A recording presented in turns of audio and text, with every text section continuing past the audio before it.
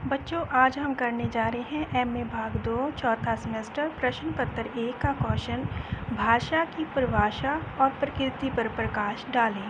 उत्तर: मनुष्य को अपने भावों और विचारों को दूसरों तक पहुंचाने के लिए एक साधन की आवश्यकता होती है, जिसे भाषा कहते हैं। मनुष्य एक सामाजिक प्राणी है। उसे समाज में रहते हुए दूसरों को सहायता देनी भी पड़ती है और दूसरों से ग्रहण भी करनी पड़ती है।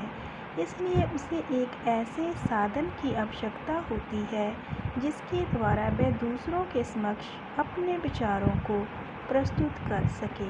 इसे भाषा कहते हैं। दूसरे शब्दों में, मनुष्य के मुख से जो सार्थक ध्वनियाँ उत्पन्न होती हैं, उन्हें भाषा कहा जाता है। निरर्थक ध्वनियों को भाषा नहीं कहा जा सकता, क्योंकि पशु पक्षी भी अपने मुख से ध्वनियों का उच्चारण करते हैं, किंतु उन्हें भाषा की संज्ञा नहीं दी जा सकती। केवल मनुष्य के मुख से निकलने वाली सार्थक ध्वनियों को ही भाषा कहा जाता है। भाषा की व्युत्पत्ति। भाषा शब्द संस्कृत के भाष धातु से बना है, जिसका अर्थ है बोलना।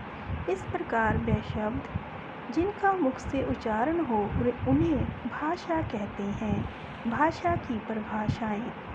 नंबर 1, रामचंद्र वर्मा के अनुसार मुख से उच्चारित होने वाले शब्दों या वाक्यों का वह समूह जिसके द्वारा मन की बात बताई जाती है, उसे भाषा कहते हैं।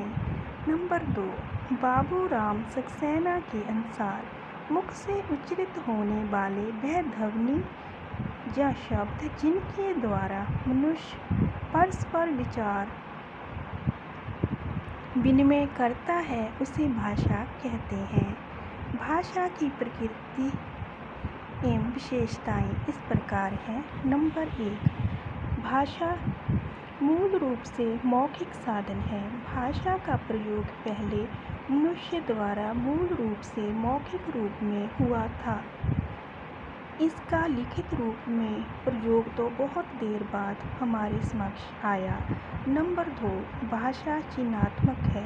भाषा के चिन्ह अवश्य होते हैं,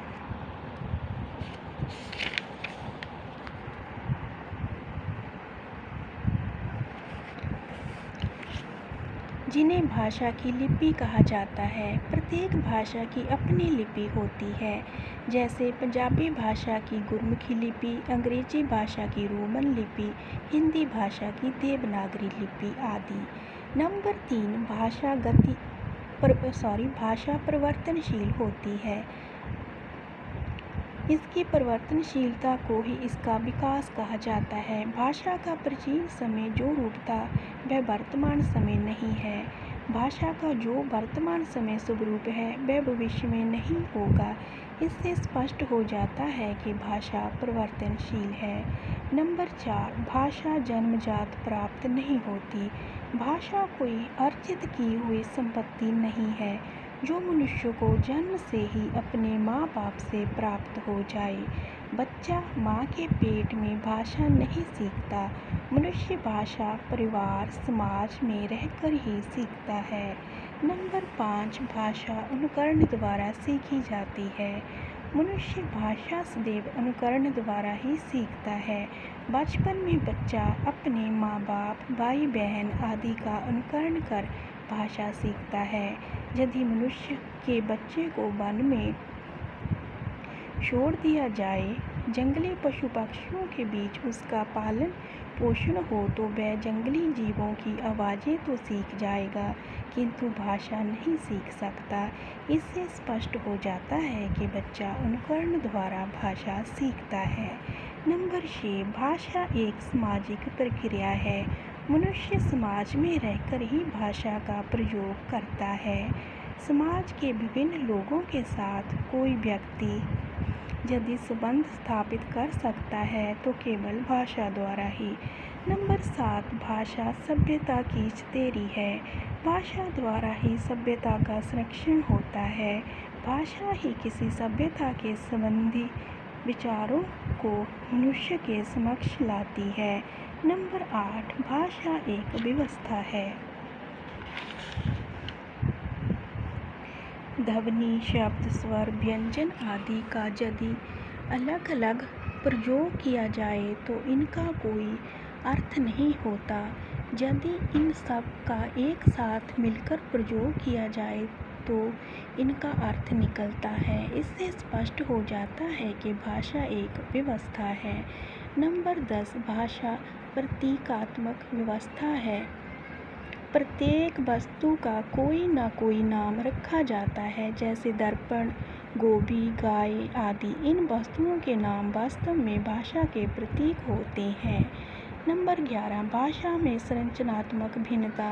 प्रत्येक भाषा के ध्वनि, शब्द, वाक्य आदि दूसरी भाषाओं से भिन्न होते हैं। इससे स्पष्ट हो जाता है कि भाषा में संरचनात्मक भिन्नता है। नंबर 12 भाषा का मानक रूप।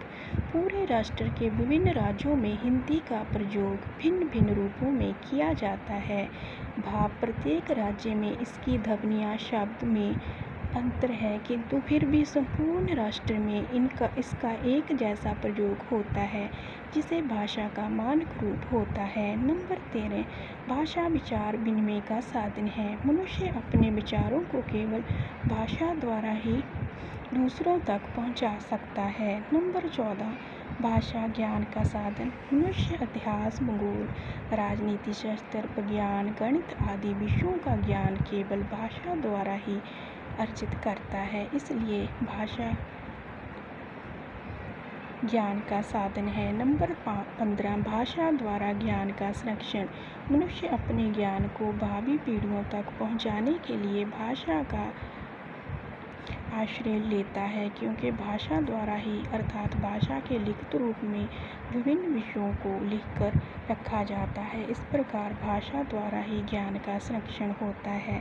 नंबर 16 भाषा कठिनता से सरलता की ओर। भाषा पहले कठिन होती है। मनुष्य अपनी सुविधा के लिए इसके स्वरूप को सरल बना लेता है। इससे प्रयत्न लागत प्रमुख है। जैसे मनुष्य किसी बड़े वाक्य या शब्द को अपनी सुविधा के लिए उसे छोटा बना लेता है, जैसे राजेंद्र को राज आदि। इस प्रकार भाषा कठिनता से सरलता की ओर चलती है। नंबर 17 भाषा स्थूल से सूक्ष्म की ओर। बालक पढ़ते समय स्कूल में पहले स्थूल वस्तुओं का ज्ञान अर्जित करता है, क्योंकि उसका इतना मानसिक विकास नहीं हुआ होता कि वह सूक्ष्म विचारों को समझ सके। इसलिए कहा जाता है कि भाषा स्थूल से सूक्ष्म की ओर जाती है। 18 भाषा की भूगोलिक सीमा। प्रत्येक भाषा की भूगोलिक सीमा होती है। जैसे भारत के विभिन्न राज्यों में अलग अलग भाषाएं बोली जाती हैं, जैसे पंजाब में पंजाबी, गुजरात में गुजराती, बंगाल में बंगाली आदि। कोई भी भाषा अपने क्षेत्र में जितने शुद्ध रूप में बोली जाती है, दूसरे स्थानों पर अपने शुद्ध रूप में नहीं बोली जाती। जैसे पंजाबी पंजाब में जितनी शुद्ध बोली जाती है, पंजाब से बाहर उतनी शुद्ध नहीं बोली जाती। नंबर 20 भाषा की ऐतिहासिक सीमा। प्रत्येक भाषा का अपना इतिहास होता है। किसी भाषा का जैसा प्राचीन रूप होता है, वैसा उसका वर्तमान या भविष्य का रूप नहीं होता। नंबर 21 भाषा द्वारा संपूर्ण व्यक्तित्व का विकास। बच्चे के मानसिक, शारीरिक, बौद्धिक, नैतिक और सामाजिक विकास में भाषा अपना महत्वपूर्ण सहयोग देती है। नंबर 22 सृजनात्मकता का विकास। मनुष्य में जन्मजात सृजनात्मक प्रवृत्तियाँ होती हैं, जिनका विकास भाषा द्वारा ही होता है। जैसे यदि मनुष्य ने कुशल भाषाकर्ता बनना है तो उसे मौखिक भाषा का उचित ज्ञान होना चाहिए। अगर मनुष्य ने एक अच्छा लेखक बनना है तो उसे लिखित भाषा का उचित ज्ञान होना चाहिए। इस प्रकार मनुष्य में सृजनात्मकता का विकास भाषा द्वारा ही होता है।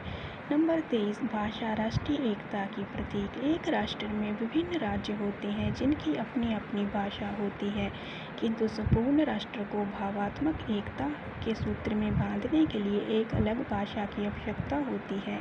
जिसे राष्ट्रीय भाषा कहते हैं। इस प्रकार भाषा राष्ट्रीय एकता की प्रतीक है। नंबर 24, भाषा अंतर्राष्ट्रीय एकता की प्रतीक। आज के वैज्ञानिक युग में विभिन्न राष्ट्र एक दूसरे से सहयोग प्राप्त करने के लिए एक दूसरे के समीप आ रहे हैं, परंतु वह एक दूसरे से सहयोग तभी प्राप्त कर सकते हैं जब उनके पास एक ऐसी भाषा हो जिसे वह सभी समझ सकें। इसलिए एक अंतर्राष्ट्रीय भाषा का होना आवश्यक है।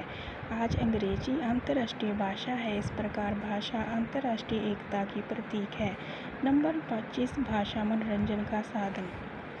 भाषा मनोरंजन का साधन है क्योंकि मनुष्य को जब अवकाश होता है तो वह दूसरों के साथ बातें करके अपना मनोरंजन कर सकता है, या फिर वह लिखित भाषा के द्वारा मैगजीन, अखबार, किताबें पढ़कर तथा कुछ समय सृजना करके अपना मनोरंजन कर सकता है। अंत में कहा जा सकता है कि भाषा अभिव्यक्ति का महत्वपूर्ण साधन है।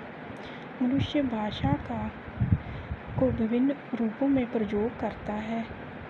प्रयोग करके जीवन का विकास कर सकता है। मनुष्य भाषा का विभिन्न रूपों में प्रयोग करता है। भाषा मनुष्य के व्यक्तित्व के निर्माण में महत्वपूर्ण भूमिका निभाती है। धन्यवाद।